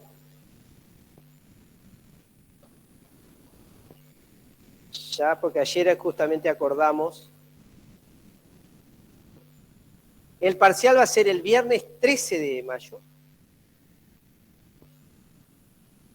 Y el horario va a ser entre las 12 y 14. Después les voy a decir qué comisión viene de 12 a 13 y qué comisión viene de 13 a 14. Eso no se apuren todavía. Y el recuperatorio va a ser el viernes 20, también en ese mismo horario, y después vamos a acordar. ¿Está? O sea, falta un mes.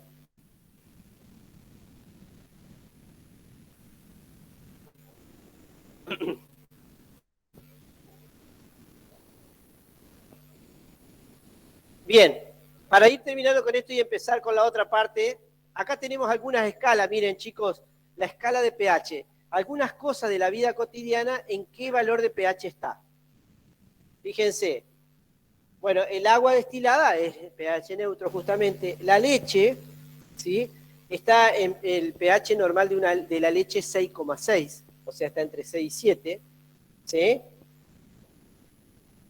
La leche de vaca, digamos, ¿sí? La normal tiene que estar entre 6,6 y 6,8, siempre son rangos, ¿sí?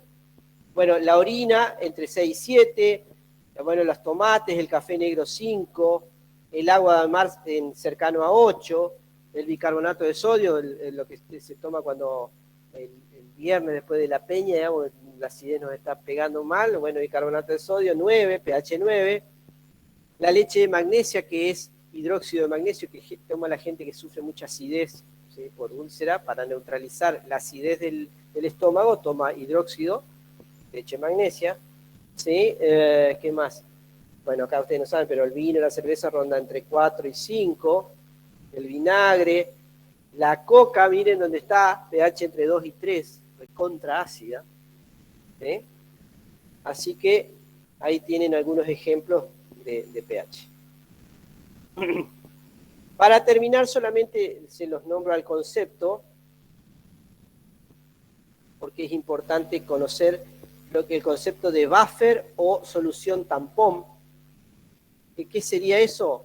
Es una solución que tiene la base y el ácido. ¿Se acuerdan el par ácido-base conjugado? ¿Sí? ¿Qué es una solución tampón? Es una solución que tiene un ácido débil y una base débil, y la base débil de ese ácido, o una base débil, ¿sí? Y su ácido conjugado. Esa mezcla hace que, se lo resumo, una solución buffer es como un amortiguador, o sea, es una solución que si yo le agrego determinada cantidad de ácido, el pH no cambia, y si le agrego una cantidad de base, el pH tampoco cambia bruscamente. Si yo tengo un vaso de agua y le agrego 2 gotitas de ácido, el pH cambia abismalmente. Si fuera una solución buffer, yo tengo el ácido y su base conjugada, y cuando yo le agrego un ácido, cambia un poquito, pero el pH no se modifica casi nada. Por ejemplo, la solución buffer más conocida es la sangre. La sangre tiene muchas soluciones buffer. ¿Por qué? Porque un cambio brusco de pH, ¿sí? En la sangre hace que, por ejemplo, la célula deje de funcionar y nos morimos. ¿Se entiende o no? Un cambio brusco, si el pH de la sangre baja por debajo de 6 y sube por encima de 8, chau, estamos fritos. Entonces, para cuidarse, digamos, ¿sí? Para cuidar el sistema, aparecen las soluciones buffer, que si se le agrega por X causa un ácido o una base, el pH no cambie bruscamente, hasta determinado rango. Por eso se lo llama buffer o tampón, ¿sí? O soluciones amortiguadoras. Funciona como un amortiguador de los autos, ¿vieron? ¿Sí? Para que, insisto, ¿cuál es la función de una solución buffer o amortiguadora? Es que si hay cambios en la concentración de protones o de oxidrilos, el pH de la solución no cambia. Porque un cambio brusco de pH podría provocar la muerte, por ejemplo, de un organismo. ¿Ah? Eso sería la definición de solución buffer o pH.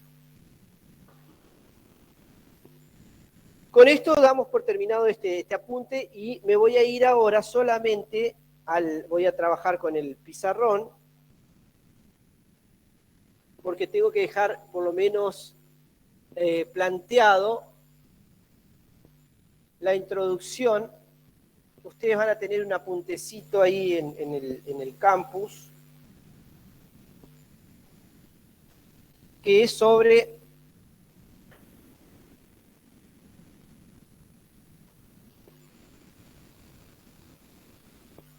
química orgánica. Introducción a la química orgánica. Voy a ir un poquito rápido. Primero, la química orgánica, ¿qué es? Es la química, ¿sí? O es la parte de la química que estudia los compuestos que tienen o tuvieron vida. También se le llama química de la vida, ¿sí? ¿Cuál es la característica de la química orgánica? ¿O cuál es la base de la química orgánica?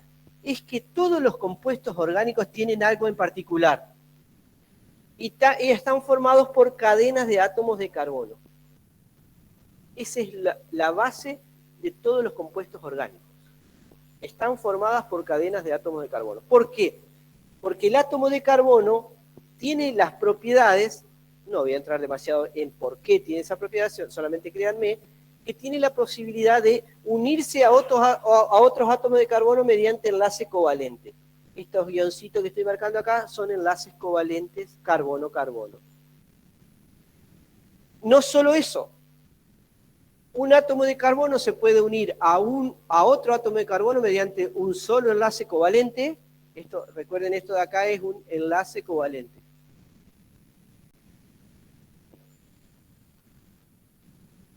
También puede unirse por 2 enlaces covalentes, enlace doble, o por 3 enlaces covalentes, enlace triple. Vuelvo a repetir, en la química orgánica la característica es que todos están formados por cadenas de carbono. ¿Sí? Esos carbonos se unen unos a otros mediante enlace covalente. Se puede unir por enlace simple covalente, enlace doble o enlace triple. ¿Sí? Resulta que cada átomo de carbono puede tener 4 enlaces covalentes. ¿Me siguen? Y resulta que un átomo se une a otro, ¿sí?, para llegar a lo que se llama la regla del octeto. Cada uno de estos enlaces covalentes tiene 2 electrones adentro. 1, 2, 1, 2, 1, 2, 1, 2. ¿Sí? Voy a borrar esto y les voy a escribir algo primero. El átomo de carbono tiene 4 electrones para compartir, para unirse a otro. Vamos con él. Tiene un electrón acá, un electrón acá, un electrón acá y un electrón acá. Cada una de las crucecitas es un electrón que el átomo de carbono puede prestar, compartir con otro átomo para unirse. ¿Me siguen? Porque siempre un átomo se une a otro si comparten electrones o se transfieren electrones. ¿Vamos hasta ahí? ¿Entienden ese concepto ahí? Bien. Hay una regla que se llama la regla del octeto, que dice que un átomo se va a unir a otro de tal manera de obtener 8 electrones, ¿sí?, en su capa de valencia, en su capa más externa. Si el átomo de carbono, fíjense, tiene 4 electrones, ¿cuántos electrones le faltarían para llegar a 8? 4. ¿Me siguen? Otra característica que tienen los compuestos orgánicos es que no solo están formados por cadenas de átomos de carbono, sino que también están formados por hidrógeno, por ejemplo.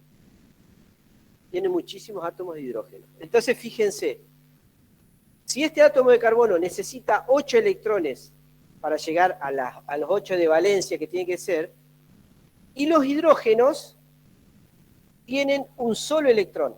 Cada hidrógeno tiene un solo electrón. ¿Me siguen?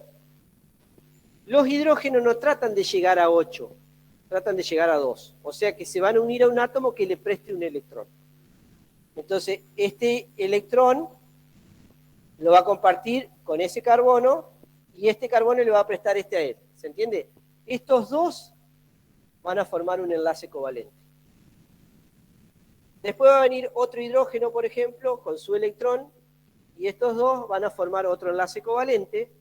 Después va a venir otro hidrógeno con su electrón, van a formar otro enlace covalente, y así sucesivamente.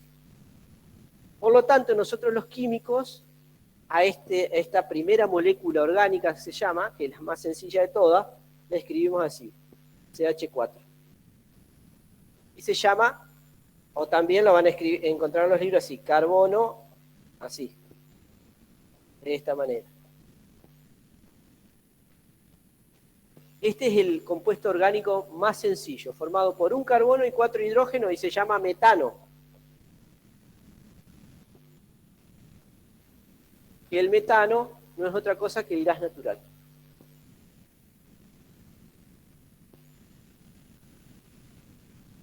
El gas que llega a las casas, si alguno tiene gas natural en su casa, está formado en un 80-90% por ese compuesto orgánico, CH4, que se llama metano.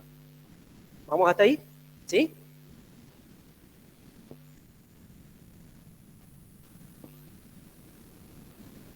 Entonces, ¿cuál es la característica de los compuestos orgánicos? Todos tienen carbono. Están formados por carbono y ¿qué más? Carbono e hidrógeno. En su mayor parte, no significa que no haya otros átomos, pero principalmente esos dos. ¿Vamos hasta acá? Bueno.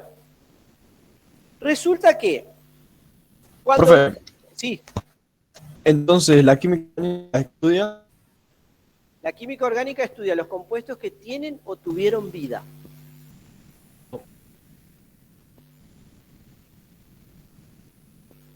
Bien, ahora, estábamos acá, miren. Hay distintas clasificaciones de la química orgánica. En la química orgánica se conocen alrededor de 18 millones de compuestos. Y ustedes se preguntarán, ¿yo los tengo que saber para finales del cuatrimestre? ¿A ustedes qué les parece la pregunta? Sí, exactamente, los tienen que saber. ¿Está?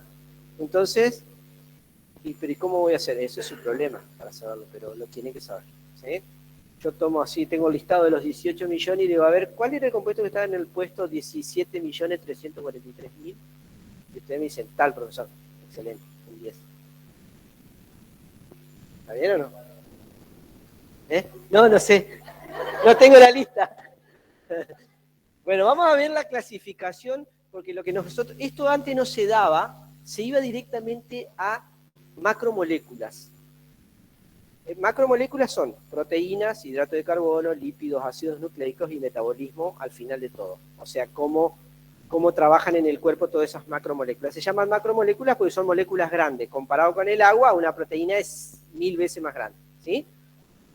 Esto no se daba antes en esta materia. Cuando entré yo como jefe de cátedra empecé a darlo porque yo como químico me daba cuenta que ustedes iban a empezar a hablar de proteínas y nunca habían dado la base de qué era la química orgánica para reconocer unas proteínas. ¿Se entiende o no? Es como que para mí había como un bache ahí de conocimiento que no se daba y que después iba a ser mucho más complicado entender proteínas e hidrato de carbono y lípidos. Entonces lo doy ahora en una clase bien cortita, pero por lo menos un resumen para que ustedes se ubiquen. ¿Cómo se subdividen los compuestos orgánicos? Los primeros compuestos orgánicos son los hidrocarburos. Profe, le consulto antes de que siga. Sí. ¿Esto en qué parte del cuadernillo está? No, esto es un apunte aparte, porque no se da, ¿se entiende o no?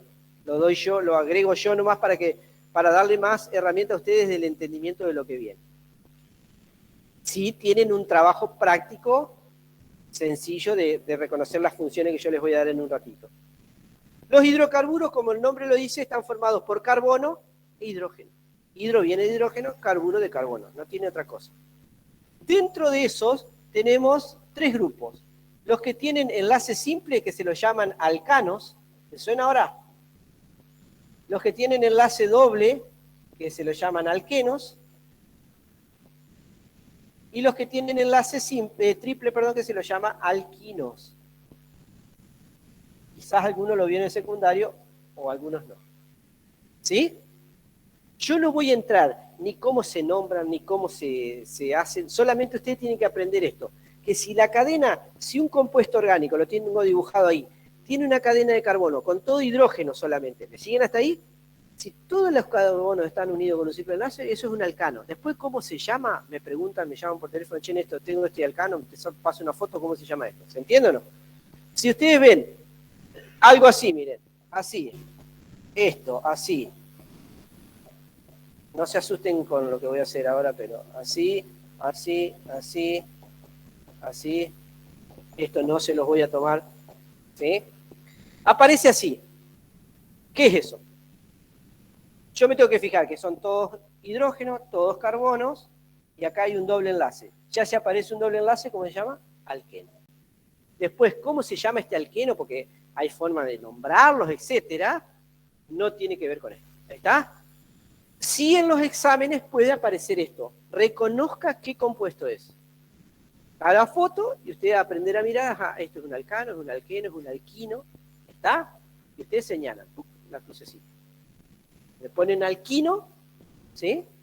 En lugar de un alqueno, significa que no saben reconocerlo. Un 1 como una casa. Tiene que pedir un flete para que se lo lleve a la casa. Porque en el auto no va a entrar. ¿Acá? Bien, nada, mentira. Bueno, y así sucesivamente. ¿Qué otra cosa resaltamos con los profesores que ustedes tienen que reconocer? Se llaman grupos funcionales. ¿Qué será eso?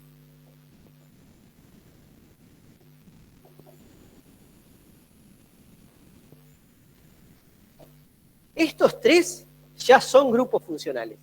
O sea, que sea un alcano, que sea un alqueno o que sea un alquino es un grupo funcional. ¿Me siguen hasta ahí?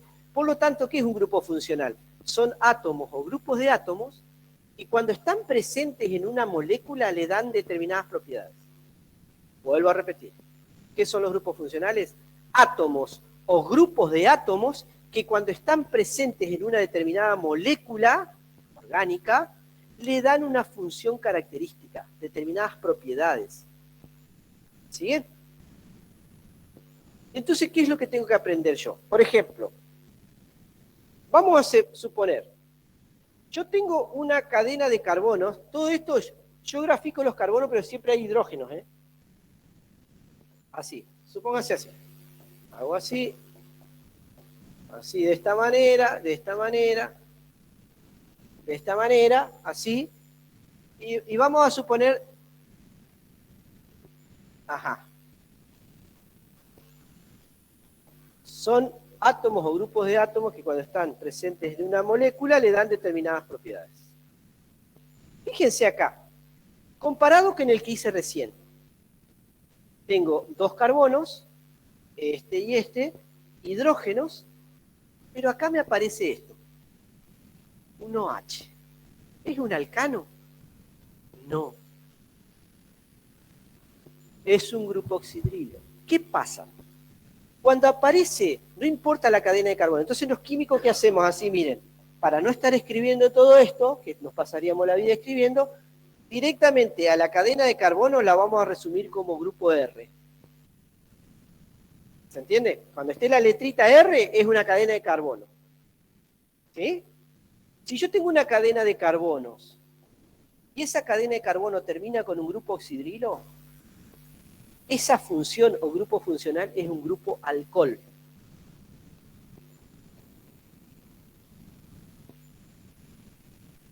Un grupo alcohol. Y esto sí lo van a tener que saber de memoria. Porque, por ejemplo, a ustedes en el examen les puede aparecer esto acá. Entonces yo tengo que reconocer que es un grupo alcohol. Después, aunque no lo crean, este acá que dice se llama etanol o alcohol etílico, que es el famoso alcohol de las bebidas, o que usamos para las manos ahora con la pandemia. Bueno, esa es la fórmula.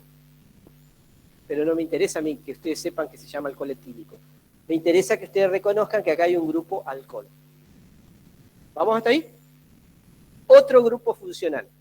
Vamos a suponer que tenemos una cadena de carbonos, pero termina así, miren. ¿Cómo se estudia esto? Escribiéndolo. ¿Sí? Porque es como un dibujo. Termina así, miren. De esta manera. Con un carbono, con un doble enlace, un oxígeno, y a la vez con un simple enlace, un hidrógeno. O sea, carbono con un doble enlace, un oxígeno, y un simple enlace, un hidrógeno. A esa función se la llama aldehído.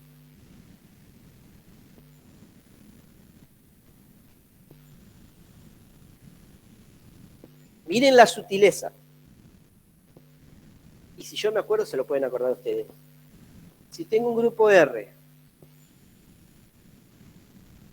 un carbono con un doble enlace, un oxígeno, muy parecido al de arriba, ¿vieron? Pero ahora en lugar de un hidrógeno, termina con un oxidrilo. Solamente tiene acá hay un oxígeno y acá no. A esa función se le llama ácido carboxílico. Carboxílico. Profe, disculpe, no presté atención. ¿La R es los carbonos y los hidrógenos? Exactamente, es una cadena de carbonos e hidrógenos, que puede tener un carbono, dos carbonos, 10.000, 10 millones y todo hidrógeno. Eso no nos importa. A nosotros nos importa reconocer la función que le dan las características. Bueno. ¿Quedó claro? Sí, sí, sí. Son 143. Profe, le consulto, para que sean alcalenos, para que sean del grupo anterior que estaba diciendo recién. Alcalén. ¿Cómo? ¿Alquinos? Ajá, para que sean de esos grupos, ¿tiene que ser solamente de carbono y de hidrógeno? Sí, si aparece cualquiera, para que sea un alcano, un alqueno, un alquino, tiene que ser carbono solamente y hidrógeno. Si aparece un oxidrilo o lo otro que estamos escribiendo acá, ya deja de ser un alcano, alqueno, un alquino y pasa a ser un alcohol, un ácido carboxílico o un aldehído. ¿Se entiende o no? ¿Sí? Profe, sí, muchas gracias. De nada. Bien. Otras funciones. Por ejemplo, si tengo un grupo R, un carbono en doble enlace, pero miren acá la sutileza. Tengo el oxígeno. Hasta ahora va muy parecido a lo que es el ácido carboxílico. Pero cambio el hidrógeno por otra cadena de carbonos. R' se llama. Donde esa cadena de carbono R puede ser igual a R' o R puede ser distinta. No me interesa. Cuando aparece esa función se llama éster. No ester, éster. Con acento en la primera E. Función éster.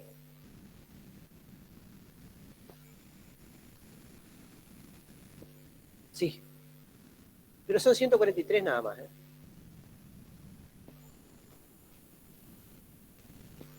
También, ¿cuál era la función 141? Ay, no, afuera. Otra. Pase otro, nada, mentira. Son 7, 8 nomás. Fáciles. Profe, ¿podría repetir el último? Sí. Gracias.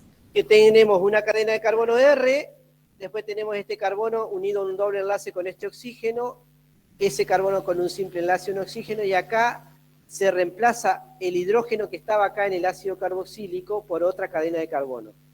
Y esa cadena de carbono puede ser igual a la primera o distinta, no importa. Pero ya la función sería esto. Acá, lo que recuadré. En los anteriores la función es todo esto. ¿Se entiende? La función acá es todo esto. Y acá es esto. ¿Vamos hasta ahí? Bien. Si yo tengo una cadena de carbono R y un carbono está unido a un doble enlace con un oxígeno, y ahí automáticamente sigue otra cadena R, R' le llamamos nosotros los químicos, que de nuevo, esta R puede ser igual o distinta, o sea que la función sería esta, se llama cetona, función cetona. Hay una cetona que es así, miren, la primera cadena RSH3 y después la segunda cadena SH3, así. Eso sería la acetona. Esa acetona se llama acetona. Ya que no saben qué es. El esmalte de uñas, el solvente del esmalte de uña o el quita esmalte es esa acetona. Se llama acetona.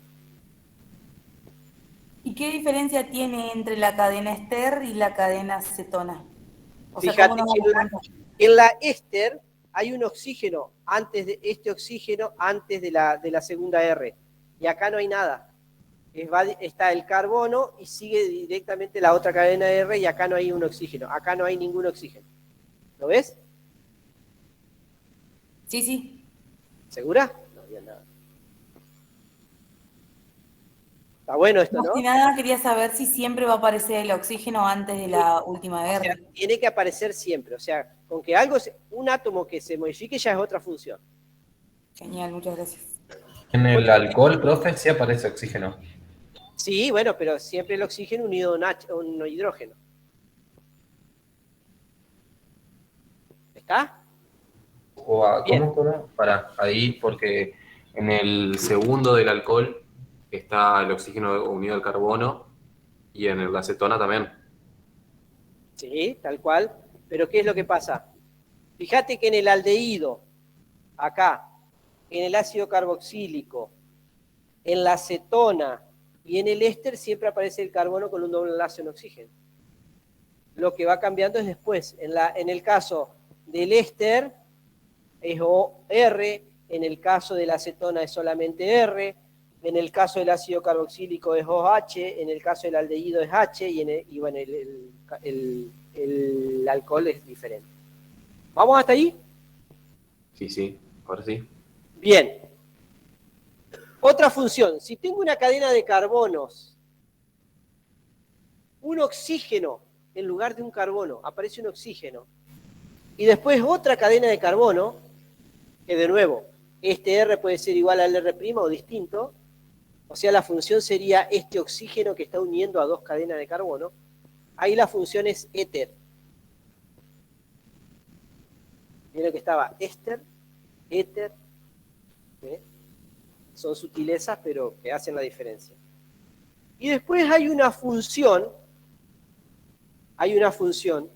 que tiene nitrógeno. Si tengo una cadena de carbonos y esta cadena de carbono termina con una función así, NH2, a esta función NH2 se la llama amina.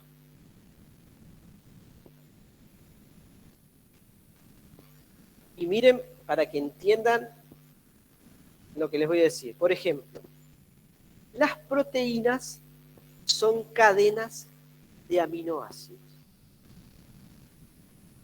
¿Y qué serán los aminoácidos?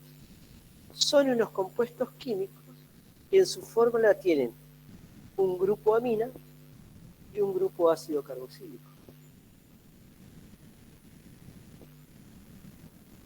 Por ejemplo, los hidratos de carbono son polihidroxialdehídos o polihidroxicetonas. Cuando digo hidroxi, también es la función alcohol o hidroxi, para que entiendan. Entonces, un hidrato de carbono va a tener muchos grupos alcohol, polihidroxi, aldehídos, acá tiene la función aldehído, o polihidroxicetonas. ¿Vieron para qué damos esto? ¿Se entiende o no? Los lípidos, ¿sí? Los acilglicéridos, están formados por un alcohol, ¿sí? Y un ácido graso. ¿Y qué es un ácido graso? Es una cadena de carbono que termina con un grupo ácido carboxílico. Para eso dimos esto. Por eso ustedes tienen que, en su casa, escribirlo. ¿Cómo era el grupo aldehído? ¿Cómo era el grupo acetona? Porque una vez que ustedes tienen eso, lo demás es una pavada. ¿Está claro, gente? ¿Sí? Solamente para terminar, hay una función, es un compuesto, que lo van a ver ustedes cuando veamos aminoácidos, que yo se los muestro, pero por lo menos para que digan, ¿y eso que de dónde salió? Bueno, ahora van a saber de dónde salió. Entonces, todo lo que son las funciones, ¿cómo se practican? Escribiéndolos en hojas. Escribiéndolos 100 veces cada uno. Y ahí se van a acordar. Hay un compuesto que se llama benceno, que es un alqueno. O sea que si es un alqueno, ¿qué tiene? Doble enlace. Pero a este compuesto se lo asociaba que, cuando se empezó a estudiar por qué algunas sustancias tienen olores y otras no. Ese era el concepto, ¿sí? Y se empezó a deducir allá en los principios de la química que todos los compuestos que tenían olores tenían una estructura que coincidía en todo, que era este compuesto, el benceno.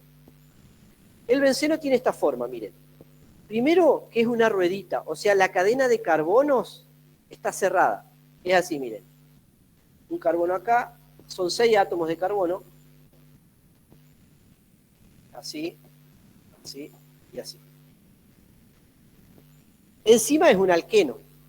O sea que tiene un doble enlace, uno simple, un doble enlace, uno simple, un doble enlace. Y después está unido a hidrógenos. Este es el famoso benceno. Un compuesto altísimamente tóxico, venenoso, etc. O sea que yo estoy seguro que la mayoría de los químicos que estuvieron trabajando con este compuesto no vivieron para contarlo. Pero bueno, eso es el sacrificio de la ciencia. ¿Está? ¿Qué es lo que pasa? Después con los años se dieron cuenta de que es verdad, el benceno aparece en determinadas sustancias que tienen olor, pero también aparece en sustancias que no tienen olor. O sea que lo que se asociaba, que todas las sustancias que tuvieran olor tenían este compuesto, es mentira. Hay compuestos que tienen esta sustancia, esta estructura y no tienen olor, otros que sí, y hay otros que tienen olor que no tienen esta estructura. O sea que el olor no tiene que ver con esta. ¿Sí? ¿Cómo se lo escribe a esto? Para no estar escribiendo todo así, directamente nosotros los químicos hacemos así. Una casita de 2 aguas, enfrentamos, espere, se me chispoteó acá, enfrentamos las 2 aguas, así, hacemos así y hacemos así. Y estos dobles enlaces que están acá, este y este, no están quietos, sino que van girando, este pasa para acá, continuamente, y este para acá. O sea, van girando, ¿sí? Entonces, para significar ese giro de los dobles enlaces, directamente se lo hace así. Entonces ustedes en los libros van a ver esa estructura. Esto es el benceno en forma resumida. O sea, es un alqueno cíclico, se llama, porque forma un ciclo, ¿sí? Característico. Se llama benceno, no tuerquino, como dijo una vez un alumno. Porque parece una tuerca, ¿vieron? Tuerquino. Creo que nunca se recibió. ¿Está? Bueno, con eso ya están en condiciones de hacer los otros prácticos. Ha sido un gusto verlos y pueden ir en paz. Genial, profe. Muchas Muchas profe, gracias. nos vemos. Adiós. Gracias, profe. Hasta luego.